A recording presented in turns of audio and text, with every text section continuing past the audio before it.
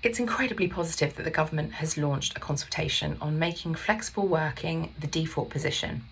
noting, of course, the widespread shift since pre-pandemic towards a more flexible way of working in the future. The legislation on flexible working as it currently stands gives some people cause for concern, namely because it allows employers to retain significant control over the process of considering and potentially ultimately refusing a request. There's limited redress available and compensation potentially available to employees pursuing a claim under the statutory regime. It seems that the government is recognising these potential issues with the legislation, as it is currently seeking views on whether or not the long list of business reasons that employers can rely upon to refuse a request all still remain valid, and also whether it's necessary to impose an additional requirement on employers to consider alternative working arrangements when refusing a request.